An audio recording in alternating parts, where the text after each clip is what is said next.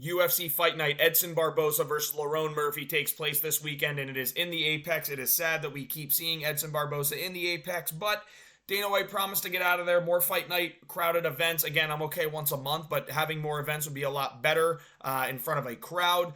Edson specifically, with how fun his fight style is. But I'm going to break down the whole card, give you my predictions, what I think is going to happen, finishes, who's going to win, things like that. I am 128 wins and 71 losses so far. That's like 64.3%. So, again, for the most unpredictable sport of all time, I think it's pretty damn good. But we're going to get right into it. The first fight we're going with on the early prelims, Vanessa Demopoulos, the robbery machine. I've never seen a fighter get more robbery victories in my entire life. She has lost so many fights that I thought, or that she won that I thought she lost. We're going to go through them really quick because she debatably doesn't have a win here in the UFC yet. Murata, she definitely lost this fight. Complete robbery. They actually gave Kovalevich, maybe because they knew Kovalevich had a name and Vanessa Demopoulos was not going to build that on her. She lost to Oliveira here. She lost to Jinh Frey. She actually got a submission victory here, but all these fights are losses, and then she opened up her career with a loss too. So she's fighting Emily Ducote. I think that Vanessa Demopoulos is one of the worst fighters that I have ever seen, but she jumped into Joe Rogan's arms, and for some reason that gets all the fucking casual fans all fucking riled up and crazy. They're like, oh yeah, that's great. She's a good fighter. She sucks. She has no skill at all. Not talented. She's a former like stripper or some shit like that. I'm going with Emily Ducote. I think she's also kind of terrible, if I'm being honest. This is not a great fight card. This is a terrible fight in general, but I think Ducote's ability to stay on the outside and jab at range is going to be a lot better. She has a much longer reach. She's an orthodox fighter, so that jab's going to keep her out there, and I think she has decent takedown defense. So, at the end of the day, I'm going with Ducote to win a 30-27 dominant decision. Dominant. There's going to be a judge that gives it to Vanessa Demopoulos probably 29-28 for no reason because they're trying to get some after the fight, but Emily Ducote's going to win this fight. 30-27 is what I'm going with. Alatelli Lang versus Clayton Rodriguez. I'm seeing a lot of people take Alatelli Lang. I get it. He's talented. He did just have a fight canceled like 2 months ago, and I just don't like seeing people have to repeatedly make weight sometimes. He is fighting a dangerous fighter in Clayton Rodriguez, a powerful finisher. He's got good, decent striking. He's got a good submission game. I'm going to go with Clayton Rodriguez to get this one done by a second round submission maybe, or second round TKO. It's going to be a second round finish. I'm going to go with TKO. I think he's going to beat up Alatelli Lang in the first round, and then he's going to end up finishing the fight. You know what? It's going to be a late first round KO. I think Clayton Rodriguez is going to get this one done at the end of the first round. He's going to use leg kicks really, really well here, and then he's going to box Alatelli Lang just much better. Slight reach advantage just by an inch, but I think his takedown defense is very good, and I like his finishing ability. So I'm going Clayton Rodriguez. I get that he didn't have an overly professional performance in his last fight. He got finished by like Farid Basharat, but you know what? I know Javid lost to Ayman Zahabi. It's a tailor-made matchup to beat him. I think Farad's a little bit better, and I don't hate that, he got it to the second round or something like that. So I'm going Clayton Rodriguez by late first round TKO on Alatelli Lang. Another shit fight, Piero Rodriguez versus Ariane Carnelossi. I'm pretty sure Carnelossi has had some really ugly looking losses. Muay Thai striker. Lost to Lupi, got fucking dominated. Surprised she didn't get finished. Beat Nunes by sub. That's not the right Nunes, you know what I mean? She knocked out Ling Na, but got taken down a couple of different times. She got TKO'd by Angela Hill. I think Angela Hill is actually a solid fighter. You're going to see where I got her later on this card. Is this Ketlin Souza? She beat Ketlin Souza.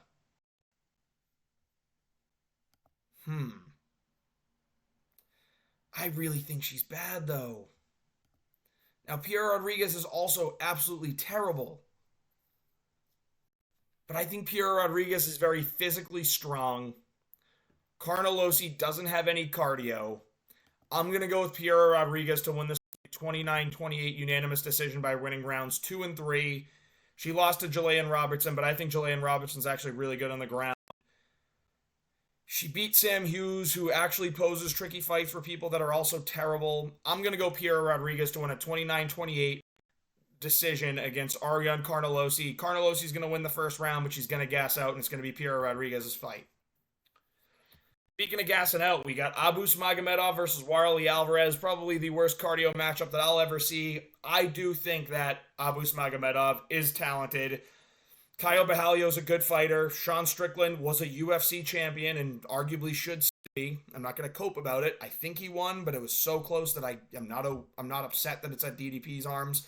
But I think Abus is going to win this fight. I think he's going to get a second round TKO, early second round. He's going to use his teep kicks really well to tire out Warley Alvarez. Alvarez is going to start swinging big hooks out of frustration, and Abus Magomedov is going to use that reach and just beat the shit out of Warley Alvarez. Abus is going to win this. Round 2 TKO. Feel very comfortable on this one. Tamares Vidal is like a bat out of hell, but she's fighting Melissa Gatto, and I think Melissa Gatto's all right. She has some very tough contested wins. I think she had a really close fight. Was it with Lipsky, or did she just have a fight canceled with Lipsky? You can tell that this fight card is just dog shit, dude. Like, absolute dog shit. Lost a split decision to De Silva. I actually do remember thinking that she won this fight. She also might have won this fight against Tracy Cortez. Tracy Cortez is pretty good. I think Tamares Vidal has, again, one round of cardio. She does fight like a bat out of hell. Very violent, dangerous striker, but I'm going to go with Melissa Gatto to win this fight based off a little bit more experience. I think she has more experience on the regional scene as well, and I think she can mix it up better. I don't think Tamares Vidal has good grappling at all, and I think Melissa Gatto is going to find a way to get the clinch involved, get this to the ground, and just outpace Tamares Vidal to a 30-27 decision. Omar Sy versus Tuco Tokos. I think Tuco Tokos took this fight on like yesterday's notice. So I'm going to go with Omar Sy. I think he's a really good fighter. 6'5", but again, Tuco Tokos is 6'4", so it's a 1 inch difference. But look at that reach discrepancy. 9 inches of reach. It's a lot. It is indeed a lot. So I think Omar Sy is going to win this fight. It's not going to be a decision. I think he's going to win second round KO with Tuco's gassing out just because, again, he didn't have the full training camp that he needed to take this fight on short notice. It's a tough matchup for him to take on short notice, and I think Umar, even if this goes to decision, he's a 9-0 prospect fighting out of France. They're going to want to keep him undefeated, so if it's close, it's going to Sy. I think Sy is going to get this one done by a round 2 TKO over Tuco Tokos. Tom Nolan versus Victor Martinez. Tom Nolan looked fucking awful in his debut. He got KO'd by Nicholas Mota, and I can't believe that he got KO'd by such a shit fighter in Nicholas Mota. But Victor Martinez is also fucking terrible. So again, a lot of shit fighters on this card. We get a good prospect in Omar Sy. I actually like the Clayton Rodriguez Alatelli Lang matchup. And I like Abus Magomedov, but Warley Alvarez is just not that good of competition. Tom Nolan's a good prospect. He should beat the shit out of Victor Martinez. I think he's going to get this one done in round 1, and I think that he's going to be a little bit more poised than he did to start. I don't think he's going to be looking for the finish, and I think that's why he's going to get it. When he fought Nicholas Mota, kind of seemed like he went in there and said, I got to get this one done in the first round, and he got caught. This one, I don't think he's going to feel that way, but I think he's going to actually get it done in the first round anyway because he's going to be more composed. He's going to use his reach advantage. He's going to use his height and really out-jab and out-leg kick Victor Martinez, where Martinez is going to try blitzing in, and Tom Nolan's just going to end up TKOing him in round 1. Lock it in. Luana Pinheiro has 1 round of cardio. Pretty cute, but she has 1 round of cardio, and I think that Angela Hill is just going to outpace her as this fight works on. 29-28, 30-27, unanimous decision. Angela Hill's going to win this. I get it, dude. She's 16-13. Those 13 losses are against incredibly talented fighters. Luana Pinheiro has fought nobody. Let's go through who Angela Hill has fought. Site can be reached. See, told you. She beat Denise Gomes. If you lasted in the fight with Denise Gomes for the full and didn't get knocked out, kudos, because that is a tough dude. Tough dude right there. She lost to Mackenzie Dern in a very close fight in a 5-round main event. She beat Emily Ducote very easily. She beat Lupi Godinez, who's really good as well. She lost to Vinra Jandradoba, but we're seeing Vinra Jandradoba is just able to hold people on the ground. I think Angela Hill's going to get this one done pretty easily. The first round's going to be close, but she's going to end up outpacing at the end of the first. Win round 2 based off of strikes, win round 3 based off of strikes. 29-28 or 30-27 unanimous decision for Angela Hill. This is a pretty good lock of the card. other than this one, but it's minus 400. So why would I tell you a lock is minus 400? That's stupid. Last time that happened, Mateusz Rebecki lost to Diego Ferreira, and I told you it was going to be a possible upset. So Adrian Yanez, though, against Vinicius Salvador. Vinicius Salvador sucks. They're trying to rebuild Yanez, and I like it. I like Yanez's fighting style. He's a really good, slick, quick boxer, and I think he is going to beat the brakes off of Vinicius Salvador, winning this fight by round 2 KO, clean KO. You're going to see him be able to address some low leg kicks that he worked on after fighting Jonathan Martinez, and you're going to be able to see him outbox the daylights out of Vinicius Salvador. Salvador is absolutely awful, dude. He's awful, and he's going up in weight. I think Yanez's power is going to be too much for Vinicius Salvador, and I think Yanez is going to absolutely piece up Vinicius Salvador with great boxing combinations, land to the body, and then land in round 2 a clean right hand to the chin that sits down Salvador, and he's unable to get back up. Round 2, flush, clean KO for Adrian Yanez. Themba Gorimbo versus Ramiz Brahimaj.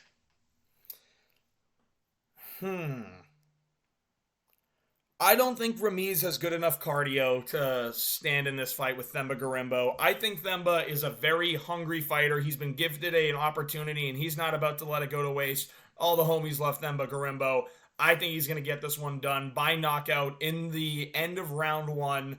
I think he's going to be able to implement his grappling when he wants. I think he's going to be able to land the powerful overhands. I do think the striking is going to look a little ugly, but I do think he's going to land the ugly shot that actually knocks out Ramiz Brahimaj in round 1. We're going Themba. Everyone wants Themba to win. I want Themba to win. He's going to win this fight, dude. He's got a different kind of hunger that some of these other fighters just don't have, and he's talented. Like, he has a couple of good wins. He's fighting out of a really good gym, and when you're fighting with guys like, and as much as I fucking hate the clown, Colby Covington, they're guys that are going to put a pace on you in the gym, and they're going to make you fight. And I think that is going to help out Themba a lot with his cardio and be able to outlast Ramiz Brahimaj. I'm going to say that name 16 different times until I hear the announcers actually announce it. I'm going Themba to win this fight. I don't think Ramiz is that good, and I'm pretty sure he's been out for a while. He's been out since February of 2022. That's over 2 years. 2.25 years. And he subbed Gilmore, who stinks. He lost to Court McGee. Dude, Themba's winning this fight, and he's winning this fight very easily with an end of round 1 KO. Now we get to the co-main. 2 decent fighters, not co-main worthy. I will say that these two should not be on a co-main event. I think Carlston Harris is quite good. I think he's very good. And I think Chaos is the crazy power, which is why he's here at minus 130. But I'm telling you, it's Carlston Harris all day. I think this dude can implement his grappling. I think he's a very good seasoned veteran of a prospect. He just got knocked out by Rakhmonov, and that's why people are like, oh, like he's going to lose this fight. Dude, he subbed Jeremiah Wells, and Jeremiah Wells gave him some adversity. Jeremiah Wells has some power with terrible striking, but has power, and just relentlessly takes people to the ground. Carlston Harris has a great submission game, good jiu-jitsu, good wrestling himself. He beat Jared Gooden. He got spinning KO Rakhmonov. He beat Impa, who is doing his thing on the scene in PFL, which I understand is a shit promotion, but he's doing his thing. These are good wins, and I really think Carlston Harris is a good fighter.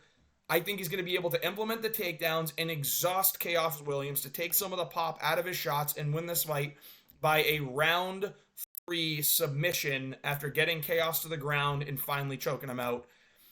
Chaos has good takedown defense, so I do think the takedowns are going to get stuffed sometimes in this first round, but ultimately he's going to get tired. He lost to Randy Brown clear here to me. I don't know why it was a split. He lost very clearly to me. He lost to Bedoya. I think Bedoya beat him in this fight. He knocked out Baeza, who just is a good fighter, but he's a little chippy. He debatably lost to Semmelsberger, and he lost to Pereira. So, like, again, he has crazy knockout power, and he has a cool name. But, like, Carlston Harris can implement that takedown game to take the pop out of his shots, and I think he's going to win this fight by a round 3 submission after exhausting Chaos Williams. Chaos goes for a bad attempt to get up and gives up his back and gets choked out. My Pookie Bear Edson Edson's going to win this fight by some crazy spinning shit in round 3 or 4. I'm telling you, dude. Edson is a durable fighter. He weathered an early storm from Sadiq Youssef, and he ended up winning the rest of the fight 49-46. Edson Barboza has looked very, very good of recently. And Lerone Murphy has some questionable moments on his record. We're going to go through it. Now, I do think Lerone Murphy's a very good fighter. I just think he's super basic.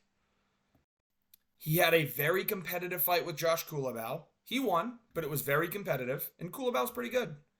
Split decision with Gabriel Santos. You knocked out Amir Khani after getting out-grappled for a whole round. Douglas Da Silva Andrade has power, but he's not that good. You knocked out Ricardo Ramos. That's a pretty good win there. But again, I just think Lerone Murphy is a good fighter, but I think Edson's a tailor-made matchup to beat him. He's going to be able to get his legs chewed. He's going to get out-boxed, and he's going to get out-toughened. He's going to get out-vetted in this fight. Edson Barboza is a seasoned veteran, has fought the best of the best. We're going to go through his record of recently. He beat Sadiq Youssef, very impressive win. I know Diego Lopez disposed of him, but he's going to dispose of everybody. Billy Quarantillo, he knocked out after Quarantillo put a crazy 2.5-minute pace on him. He just timed the knee perfectly. Again, that's a very veteran move. He saw that every time Billy would throw the 2, he would dip to try and clinch, and he timed the knee and caught him. That's the smart thing Edson Barboza has just made become muscle memory in the cage. That's why he's going to win this fight.